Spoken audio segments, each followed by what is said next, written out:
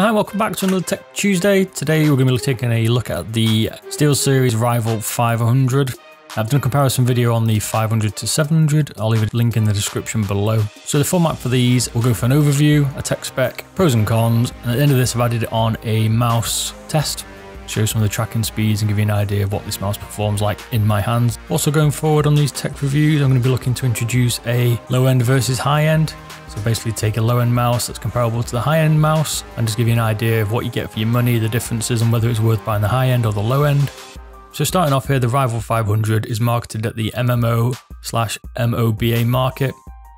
This mouse is rocking a full RGB lighting, 60 million 0.8 colors, 15 customizable buttons, and this one has, which is unique tactile feedback. Price of the mouse comes in at $74.99 Great British pounds and at about $79 US on Amazon. I'll put a link in the description for those if you're interested. So going into the tech specs here, this is a matte covered mouse. It's for palm, claw and fingertips. As we said, it rocks 15 buttons. It's been rated for 30 million clicks. It's had reinforced left and right mouse button clips. It comes in at a width of 3.8 inches or 78.34 millimeters.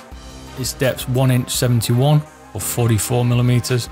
The height comes in at 4.68 inches or 119 millimeters. And the weight is 129 grams. USB cable length is 2 meters or 6.5 feet. This is an optical mouse. Its DPI is 100 to 1600. It's IPS 300. It's got 50 gram acceleration. Its polling rate is a maximum of 1000 in 4 stages. 0 hardware acceleration, and it's tracking 1:1. So let's start with the cons here and then we'll end on a high with the pros. So my first issue with the Rival 500 is the lack of customizability outside of the software. So unlike its bigger brother, the Rival 700, the 500 doesn't have anything that you can change. Everything's fixed. You can't take the back plate off to change the colors. You can't change the USB cable length like you can on the 700. And it's a little bit of a disappointment that for the price. I expected you to be able to change a little bit more. The other thing that drew me towards this mouse that was really interesting was the tactile feedback. Using this for about a month, I've found that I literally haven't found many games that I can use it on, if any. I haven't even found a game that I really want to use it on. Thought it'd be nice for some of the sniping. It's just a bit of a shame that the gaming community, as far as I'm aware, hasn't endorsed this function, and therefore it's a little bit redundant. The other issue I had with this mouse is the rubber on the left and right hand side. I find that it's quite hard. Could have made this a lot softer, especially for this kind of price bracket, and this makes it feel a little bit stiff in your fingers. There's no give in it. It's just like rock hard plastic, like a cheap car dashboard. Another con against this was the buttons 06 and 07, which are on the thumb at the bottom. Well, these are a good idea for some MMO stuff. I find that if you've got them unlocked, because there's a switch on the bottom of the mouse, you can press these by mistake. I was finding I was issuing commands that I didn't particularly want to. One of my main problems with some of the mice I've been using recently are the thumb buttons, and again here, button 5 and button 6 are awkward to press from the thumb. I'm a palm gripper, and I find that if I want to use these buttons, I have to lift my hand off the mouse mat and move it forward while I'm gaming at the same time to be able to push these buttons, and this is a little bit of a problem for me. Buttons 11, 12 and 13 on top next to the left and right mouse button feel cheap. They could have made these feel a lot better in terms of feedback and a lot easier to press. They're quite stiff.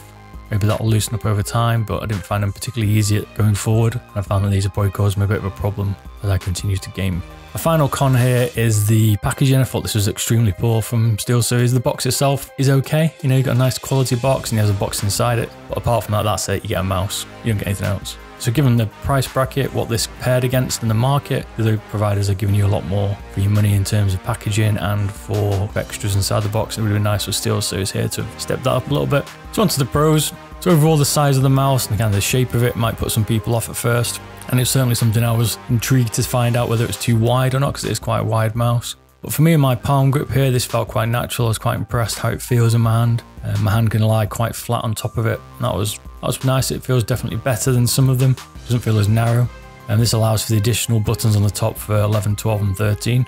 The overall software customization here from SteelSeries, although it seems to be common across the brands, is great.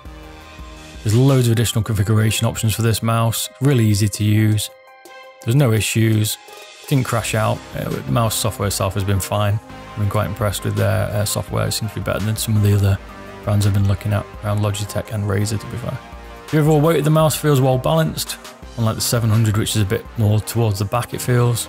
Some people might be disappointed with this mouse that you're not able to swap out the weights like you can do in the Logitech G502, but for me, it was the right weight and I had no issues here. I also found that when I was using the Naga Hex V2, that when I was kind of returning back to the center of the mouse, I'd sometimes lift it on FPS like CSGO. With the SteelSeries 500 here, I didn't have that problem because it is slightly more weighted, or it feels it, than the Naga Hex. The overall quality of the mouse is nice. Yes, some of the buttons could do with improvement in terms of the feedback, and the thumb buttons here, they do feel really nice. Unlike some of the other mice where they feel a little bit cheap, they seem to have skimped on the thumb buttons. SteelSeries here haven't, they are really good quality on the thumb. My only issue were around the top buttons, which felt a little bit cheap. So performance wise, I've been using the mouse day to day. So just for general tasks on Windows or whatever operating system I'm using. I've been using it for FPS, I've been using it for MMO, I've been using it for video editing. And the mouse, surprisingly, hasn't made any compromises. You know, even though it's kind of made for an MMO, MOBA, that's where they marketed it at. Overall, the mouse has worked really well throughout all the kind of day-to-day tasks I've been doing in gaming. I've really enjoyed using it. So my overall opinion of the mouse is it gave me everything that I wanted. It felt good, it felt reasonably good quality. Could have done some extra products in the boxing. But again, my overall problem with the mouse is the thumb position. Again, because it's not customizable, you can't move it. It's dictated to by the size of the mouse. These buttons are out of reach. It limited me in terms of that for the mouse and my palm grip. I guess if you had got a claw grip, you probably wouldn't find this problem. But for me as a palm grip, I did. So I'll show you some footage here of this mouse performance and this little application that I found. Let me know if there's a better one you'd like me to look at. And as always, thanks for watching, and I'll see you all again soon. Bye bye.